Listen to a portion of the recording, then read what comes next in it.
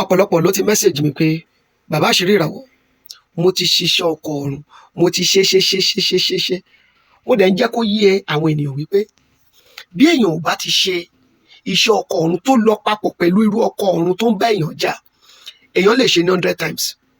Ọ̀rẹ́, torí ẹ̀ ni mo ṣe sọ fún ẹ wípé ẹni tó bá ti mọ̀nà òun là ń tẹ̀lé, tá a bá sì tẹ̀lé ẹja máa gbọ́ràn. Ẹlòmíì ó kàn ń fọ́lò èèyàn ni kò gbọ́ràn. Tó bá kàn ń fọ́lò èèyàn tó gbọ́ràn, ọ̀rọ̀ ẹ̀ dàbí àwọn ọ̀pọ̀ ìjọ èrò ènìyàn tó kàn ń tẹ̀lé Jésù tí wọn ò rí ìgbàlà, tó jẹ́ wípé obìnrin onísun ẹ̀jẹ̀ tó ti wà fún ìsun ẹ̀jẹ̀ fún 12 years, òun ò tẹ̀lé Jésù. Àkọ́kọ́ tó máa pàdé Jésù, iyì ẹ̀ ṣí, ó sì mọ ohun tó ń ṣe, ó sì fọwọ́ kan ìṣẹ́tí aṣọ Jésù. Níbẹ̀ ni ìsun ẹ̀jẹ̀, níbẹ̀ ni ó gbà mọ́ tó sì gbúrò rẹ̀ mọ́. So ọ̀pọ̀lọpọ̀ ó kàn máa ń gbọ́ pé òun lọkọ̀ ọ̀run, máa ń sọ fún ẹ wípé kí wọ́n tó lè bẹ́ẹ̀ ṣiṣẹ́ ọkọ̀ ọ̀run, number 1, wọ́n kọ́ gbọ́dọ̀ bẹ́ẹ̀ ṣèwádìí irú ọkọ̀ ọ̀run wo ló ń bẹ́ẹ̀ jà. Sórí ọ̀rọ̀ ọkọ̀ ọ̀run ń ṣe téèyàn lagídí lé lórí. Ẹ wo mi ò nídìí ṣe tó wá jẹ́ torí ọkọ, ẹ wo mi ò nídìí ọkùnrin. Kì í ṣe torí ọkọ nìkan la fi ń ṣiṣẹ́ ọkọ̀ ọ̀run.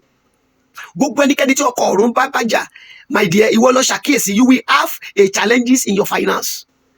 O lè máa ṣiṣẹ́ ṣùgbọ́n wọ́n á bèèrè lọ́wọ́ ẹ pé kí ló fi owó yẹn ṣe, o ò ní lè tọ́ka sí. Bí ọkùnrin bá súnmọ́ ẹ tó bá bẹ́ẹ̀ ní nǹkan pọ̀, bí ọkùnrin yẹn bí iṣẹ́ ẹ̀ bá ń lọ déédéé, akọni pé iṣẹ́ òun dàrú. So ọ̀pọ̀lọpọ̀ ohun tó ń fa ìjákulẹ̀ fún àwọn obìnrin nìyẹn. So expect pé ọkùnrin tó bẹ́ẹ̀ ní nǹkan pọ̀ tí iṣẹ́ wa dàrú, wá expect pé yẹn lè fẹ́ sílé.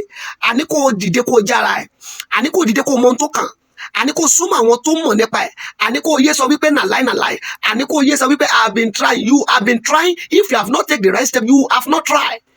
It is the right step that you needed to take. I told you we have 7 different types of this spiritual husband.